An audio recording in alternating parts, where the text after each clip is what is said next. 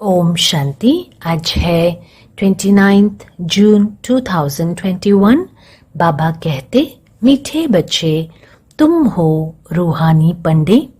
तुम्हें गृहस्थ व्यवहार संभालते हुए कमल फूल समान बन याद की यात्रा करनी और करानी है। बाबा पूछते प्रश्न, बाप बच्चों का कौन सा श्रृंगार करते हैं? बच्चे किस श्रृंगार के लिए मना करते हैं? उत्तर, बाबा कहते, मीठे बच्चे, मैं तुम्हारा रूहानी श्रृंगार करने आया हूँ। तुम कभी भी जिस्मानी श्रृंगार नहीं करना। तुम बेगर हो, तुम्हें फैशन का शौक नहीं होना चाहिए। दुनिया बहुत खराब है, इसलिए जरा भी शरीर का फैशन नहीं करो। गीत। आखिर वो दिन आया आज। ओम शांति। बेहद का बाप बैठ बेहद के बच्चों को समझाते हैं।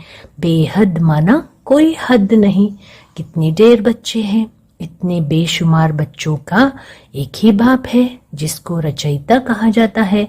वह है हद के बाबाई। ये है बेहद के रूहों का बाप। वह है हद के जिस्मानी बाप। यह है बेहद के रूहों का एक ही बाप जिसको भक्ति मार्ग में सब रूहें याद करती है। तुम बच्चे जानते हो, भक्ति मार्ग भी है, साथ साथ रावण राज्य भी है।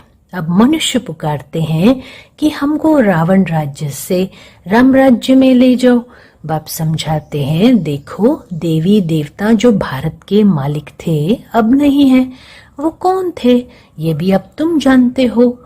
हम ही सत्युगी सूर्यवंशी घराने के मालिक थे। राजा रानी तो होते हैं ना। तुम बच्चों को अब स्मृति आई है, बाबा आया हुआ है हम बच्चों को राजभाग्य का वर्षा देने, विश्व का मालिक बनाने। बाप कहते हैं अब सब भक्ति मार्ग में है। भक्ति मार्ग को ही रावण राज्य कहा जाता है। ज्ञान मार्ग सिर्फ एक बाप ही सिखाते हैं तुम बच्चों को। उस बेहद के बाप को भक्ति मार्ग में सब याद करते हैं। अभी तुमको 21 जन्मों के लिए ज्ञान की राजधानी मिलती है। फिर आधा कल्प तुम पुकारेंगे ही नहीं। हाय राम, हाय प्रभु कहने की दरकार ही नहीं रहेगी। हाय राम तब करते हैं जब दुखी होते हैं। तुमको वहां दुख होता ही नहीं। अभी तुम जानते हो यह भी खेल बना हुआ है। आधा कल्प है ज्ञान का दिन, आधा कल्प है भक्ति की रात। भक्ति हमको नीचे उतारती है। तुम बच्चों की बुद्धि में सीढ़ी का नॉलेज जरूर चाहिए। बाप समझाते हैं कि ये 84 जन्मों का चक्र है। इस चक्र को जानने से तुम चक्रवर्ती राजा बनेंगे। इसलिए बाबा चित्र भी बनवा रहे हैं जिससे सिद्ध हो कि हम इस चक्र को जानने से 21 जन्म के लिए राजभाग्य लेते हैं। अभी तुम बहुत हो गए हो। बड़ी रूहानी शक्ति सेना बनी है। तुम सब हो पंडे। बाबा भी पंडा है, उनको कहा जाता है गाइड। पंडा अक्षर शुभ है ना। बच्चे यात्रा पर ले जाने वाले पंडे होते हैं। यात्री जाते हैं तो उनको एक गाइड मिलता है कि इनको ये सब दिखाओ। तीर्थ यात्रा पर भी पंडे मिलते हैं। बाप कहते हैं जन्म जन्मांतर तीर्थ यात्रा करते आए हो। अमरनाथ पर जाते हैं, तीर्थों पर जाते हैं, परिक्रमा लगाते हैं। वहां जाने समय फिर वही याद रहता है। घर बार धंधे दूरी सबसे दिल हट जाती है। यहाँ तुमको समझाया जाता है अपने घर गृहस्थ में रहते हुए धंधा दूरी भी करते रहो और फिर गुप्त यात्रा पर रहो। ये कितना अच्छा है। जितना बड़ा धंधा करना है उतना करो, किसी को मना भी नहीं है। बल अपनी राजाई भी संभालो। राजा जनक को भी सेकंड में जीवन मुक्ति मिली। तुमको कोई बाहर की यात्रा आदि तरफ धक्के खाने की दरकार नहीं है। अपने घर बार की भी पूरी संभाल करनी चाहिए। जो सेंसिबल अच्छे बच्चे हैं वो समझते हैं हमको गृहस्थ में रहते कमल फूल समान रहना है। गृहस्थ व्यवहार में तंग नहीं होना चाहिए। कुमार कुमारियां तो जैसे सन्यासी है, उनमें विकार है नहीं, 5 विकार से दूर है। अभी तुम बच्चे जानते हो हमारा श्रृंगार ही और प्रकार का है, उनका और है। उनका है तमो प्रधान श्रृंगार, तुम्हारा है सतो प्रधान श्रृंगार, जिससे तुमको सतो प्रधान सूर्यवंशी राजाई में जाना है। बाप तुम बच्चों को समझाते हैं तमो प्रधान जिस्मानी श्रृंगार जरा भी नहीं करो। दुनिया बहुत खराब है। गृहस्थ व्यवहार में रहते फैशनेबल मत बनो। फैशन कशिश करता है। इस समय खूबसूरती अच्छी नहीं है। काले हो तो अच्छा है, कोई पंजा नहीं मारेगा। खूबसूरत पिचाड़ी तो फिरते रहते हैं। कृष्ण को भी सांवला दिखाते हैं। तुमको गोरा बनना है शिव बाबा से, वो गोरे बनते हैं पाउडर आदि से। कितना फैशन है। बच्चे बात मत पूछो, साहूकारों की तो सत्यानाश है। गरीब अच्छे हैं, गावड़े में जाकर गरीबों का कल्याण करना है, परंतु आवाज करने वाले बड़े आदमी भी चाहिए। तुम सब गरीब हो ना, कोई साहूकार है क्या? तुम देखो कैसे साधारण बैठे हो। बम्बई में फैशन देखो तो क्या लगा पड़ा है। बाबा पास मिलने आते हैं तो कहता हूँ तुमने एक जिस्मानी श्रृंगार किया है, अब आओ तो तुमको ज्ञान श्रृंगार कराएं, जिससे तुम स्वर्ग की परी 21 जन्मों के लिए बन जाएंगी, सदा सुखी बन जाएंगी, न कभी रोएंगी न दुख होगा। अभी ये जिस्मानी श्रृंगार तुम छोड़ दो।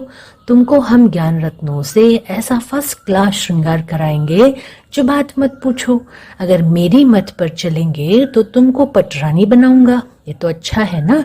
तुम सब भारतवासियों को इस तमो प्रधान आसुरी दुनिया नरक से भगाए स्वर्ग की महारानी बनाता हूँ। तुम बच्चे समझते हो आज हम सफेद पोश में हैं, दूसरे जन्म में स्वर्ग में सोने के चम्मच से दूध पिएंगे। ये तो बहुत अच्छी दुनिया है। स्वर्ग तो स्वर्ग है, बात मत पूछो। बच्चे यहाँ तुम बेगर हो, भारत बेगर है। बेगर टू प्रिंस गया हुआ है ना, इस भारत में ही फिर जन्म लेंगे। बाप ने हमको स्वर्ग का मालिक बनाया था। रात दिन का फर्क है। महान गरीब जिनको खाने के लिए कुछ नहीं होता है, उनको ही दान दिया जाता है। भारत ही महान गरीब है। विचारों को ये पता भी नहीं है कि इस समय सब तमो प्रधान है। दिन प्रतिदिन सीढ़ी नीचे ही उतरते रहते हैं। अभी कोई सीढ़ी चढ़ नहीं सकता। 16 कला से 14 कला, फिर 12 कला, नीचे उतरते ही रहते हैं।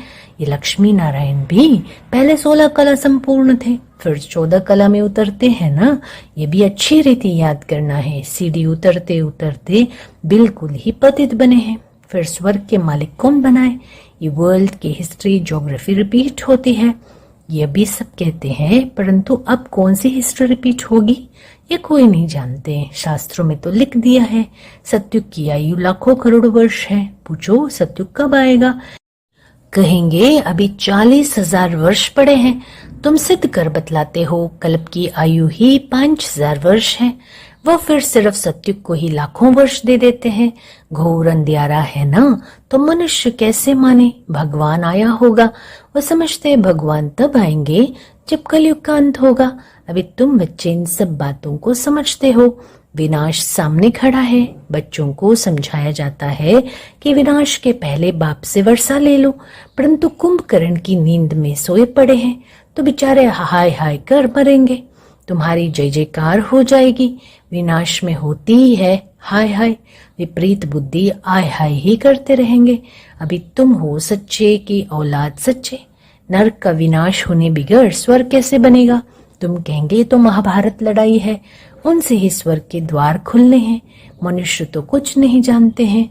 तुम्हारी बुद्धि में है हमको भी दैवी स्वराज्य का माखन मिलता है।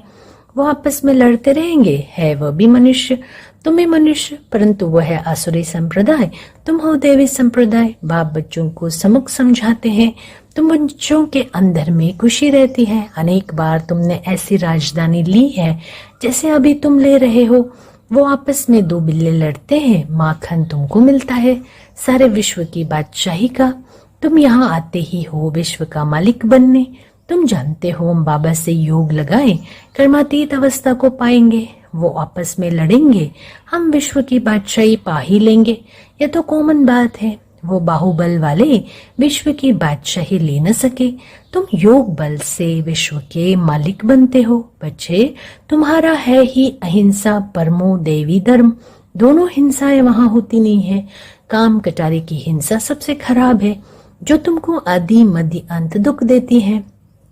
ये किसको पता नहीं रावण राज्य कब होता है। अभी पुकारते हैं आकर हमको पावन बनाओ, तो जरूर कभी पावन थे ना। भारतवासी बच्चे ही पुकारते हैं दुख से लिबरेट करो, शांति धाम ले जाओ, दुख हर कर सुख दो। कृष्ण को हरि भी कहते हैं। बाबा हमको हरि के द्वार ले चलो। हरि का द्वार है कृष्णपुरी, ये है कंसपुरी। ये कंसपुरी हमको पसंद नहीं है। माया मच्छंदर का खेल दिखाते हैं ना, ये तो तुम जानते हो। रावण का राज्य द्वापर से शुरू होता है। देवताएं जो पावन थे वो पतित होने शुरू होते हैं। इसकी भी निशानियां जगन्नाथपुरी में है। दुनिया में बड़ा गंद लगा हुआ है। अब हम तो उन सब बातों से निकल परिस्तान में जाते हैं। इसमें बड़ी हिम्मत, महावीर पना चाहिए। बाबा का बनकर पतित थोड़ी बनना है। बस समझते हैं स्त्री पुरुष इकट्ठे रहे और आग न लगे, ये हो नहीं सकता। इसलिए ही हंगामा करते हैं कि यहाँ स्त्री पुरुष को भाई बहन बनाया जाता है। ऐसे तो कहाँ लिखा हुआ नहीं है। पता नहीं यहाँ कौन सा जादू है। अरे तुम ब्रह्मा कुमारियों के पास जाएंगे और बस तुमको वहां बांध रखेंगे। ऐसे ऐसे वहां बहकाते रहते हैं। ये भी ड्रामा में नूंद है। जिनका पार्ट होगा वो कैसे भी आ जाएंगे, इसमें डरने की बात नहीं है। शिव बाबा तो ज्ञान का सागर, पतित पावन, सर्व का सद्गति दाता है। ब्रह्मा द्वारा पतित से पावन बनाते हैं। ये अक्षर ऐसे बड़े लिखो जो कोई भी आकर पढ़े। पवित्रता पर ही कितने विघ्न डालते हैं। बाप कहते हैं बच्चे किसी भी देहदारी में मोह की रग नहीं चाहिए। अगर कहाँ मोह की रग होगी तो फंस पड़ेंगे। यहाँ तो अम्मा मरे तो भी हलवा खाना। बाबा सामने बिठाकर पूछते हैं कल तुम्हारा कोई मर जाए तो रोएंगे तो नहीं? आंसू आया तो फेल हुए। एक शरीर छोड़ दूसरा लिया, इसमें रोने की बात क्या है? दूसरे कोई सुने तो कहे मुख से अच्छा तो बोलो। अरे अच्छा ही बोलते हैं। सतयुग में रोना होता ही नहीं। ये जीवन तुम्हारा उनसे भी ऊंच है। तुम हो सबको रोने से बचाने वाले, फिर तुम कैसे रोएंगे? हमको पतियों का पति मिला जो हमको स्वर्ग में ले जाते हैं, फिर नरक में गिराने वाले लिए हम क्यों रोए? बाबा कितनी मीठी मीठी बातें सुनाते हैं वर्षा लेने के लिए। इस समय भारत का कितना कल्याण हुआ पड़ा है। बाप आकर कल्याण करते हैं। भारत को मगध देश कहते हैं। सिंध जैसे फैशनेबल कोई होते नहीं। विलायत से फैशन सीख कर आते हैं। बाल बनाने पर आजकल लड़कियां कितना खर्चा करती हैं। उनको कहा जाता है नर्क की परियां। बाप तुमको स्वर्ग की परियां बनाते हैं। कहते हैं हमारे लिए तो यहाँ ही स्वर्ग है, ये सुख तो ले लेवे, कल क्या होगा हम क्या जाने। ऐसे अनेक विचार वाले आते हैं। अच्छा, मीठे मीठे सिखे लदे बच्चों प्रति माता पिता बाप दादा का याद प्यार और गुड मॉर्निंग। रूहानी बाप की रूहानी बच्चों को नमस्ते। धारणा के लिए मुख्य सार। पहला, सच्चा सच्चा रूहानी पंडा बन सबको घर का रास्ता बताना है। शरीर निर्वाह अर्थ धंधा करते याद की यात्रा में रहना है। कार्य व्यवहार में तंग नहीं होना चाहिए। दूसरा, ज्ञान श्रृंगार कर स्वयं को स्वर्ग की परी बनाना है। इस तमो प्रदान दुनिया में जिस्मानी श्रृंगार नहीं करना है। कलयुगी फैशन छोड़ देना है। वरदान, अनुभव करें बाप दादा का वरदानी हस्त मेरे सर पर है। बाबा स्वयं मुझे वरदान दे रहे हैं। बाबा कहते हैं मीठे बच्चे न्यारे और प्यारेपन की योग्यता द्वारा लगाव मुक्त बनने वाले सहज योगी भव। सहज योगी जीवन का अनुभव करने के लिए ज्ञान सहित न्यारे बनो। सिर्फ बाहर से न्यारे नहीं बनना, लेकिन मन का लगाव ना हो। जितना जो न्यारा बनता है उतना प्यारा अवश्य बन जाता है। न्यारी अवस्था प्यारी लगती है। जो बाहर के लगाव से न्यारे नहीं, वो प्यारे बनने के बजाय परेशान होते हैं। इसलिए सहज योगी अर्थात न्यारे और प्यारेपन की योग्यता वाले, सर्व लगावों से मुक्त। स्लोगन, स्व पुरुषार्थ और सेवा के बैलेंस द्वारा बंधन संबंध में बदल जाएगा। ओम शांति।